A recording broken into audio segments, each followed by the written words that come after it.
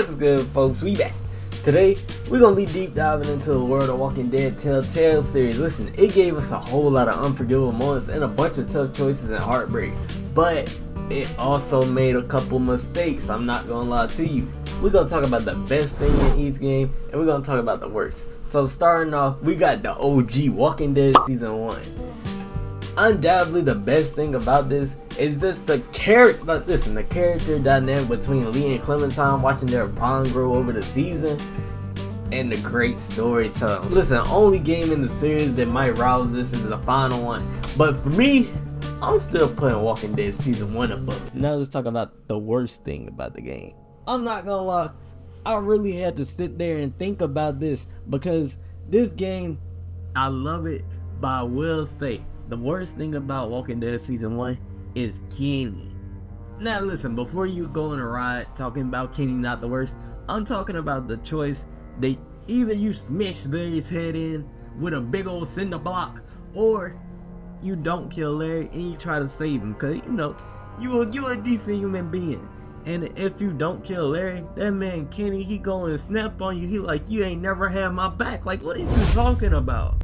I'm not gonna lie, the more I think about it, the more parallels I see with Larry and Kenny. Listen, both of them want to protect their family, and they did it by any means possible.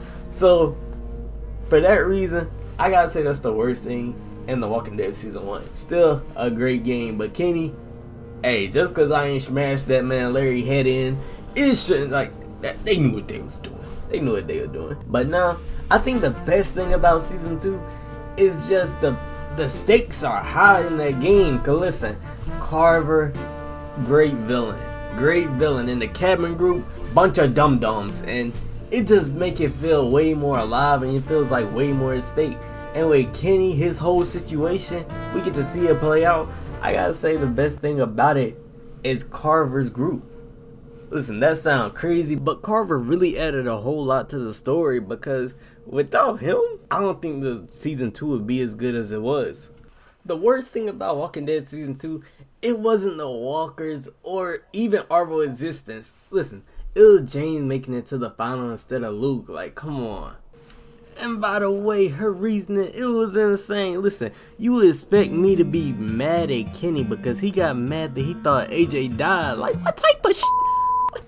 Now let's talk about the New Frontier. Listen, the Walking Dead New Frontier, it did take a bold approach with going with Javier instead of keeping with Clementine. I gotta say, the best thing about that game is probably that the choices actually do matter in that game.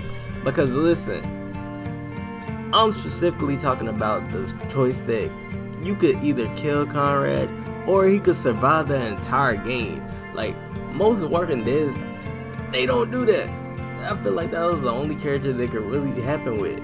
So, I gotta say the choices matter in there. And the worst thing about, I feel like this game, it was kind of just a side quest for Clementine. We didn't really get to see too much of what happened in the near future with her. Yeah, we saw a couple backstories, but I feel like that's not enough for real. Now let's talk about the Walking Dead final season. Listen, it brought Clementine's journey into emotional ending, and I would say the best thing about this is really just the storytelling between Clementine and AJ relationship and how much you could make them change as a person. Listen, and my playthrough, AJ was a demon, and hey, if you didn't like AJ, you don't like yourself, cause for real, the choices you make, it really molds him into the character that he becomes. And you know, when he was blasting off on Lily, I was happier than ever. I was jumping up and down. Like, that best thing. You know what? I might have to get AJ best character too. Now the worst thing about Walking Dead final season, it gotta be that it left. Hey, listen. First, let me say, I know the situation. Skybound saved the game. I'm happy they did. But I wish it was never in that situation to begin with. Because we got so many things that could just up in the air. Like, where's Christina? Where's Arvo? Ain't nobody worried about Arvo. But still, we got all this stuff left in the air. I gotta say, that's probably the worst thing about it. It didn't solve every problem, but it did solve a big problem. It's, like I said, I love The Walking Dead final season. I don't have too many problems with it. And if they weren't rushed and they had some more cheese to make this game even better, hey, I was down for it. We couldn't leave off. I said all Walking Dead games. So let's talk about the Walking Dead McConan, whatever her name is. Listen, I'm not good with names. The best thing about McConan is the exploration of her backstory. Seeing her kids and what she going through, seeing the PTSD she had to face, it was actually kind of interesting. And the worst thing, it gotta be the pacing. Because, listen, this game, it feels like one moment you in a boat, the next moment you done blew up a whole village and you over here running for your life. And the game, it really just ends like abruptly. I feel like it was rushed in a sense because I didn't really get a feel for the game world at all. Like, there was no world building because everything moved so fast.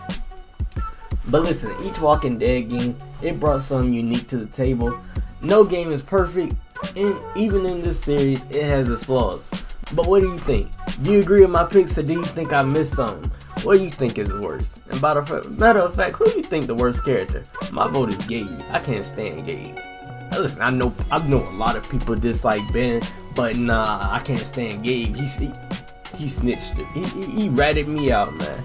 I still got beef with him. What do you think is the biggest flaw? You think maybe a character really should have survived? Like, there's a little bit of character development? Like, maybe season 2. They kind of did Sarah dirty. I feel like, yeah, she could have had a little bit of character development there. And maybe you feel like that's the worst thing. Me, I don't. But with that being said, like, subscribe, hit the notification bell if you want it, and click on this video right here. Yeah, it's gonna be good. Trust me, I got you.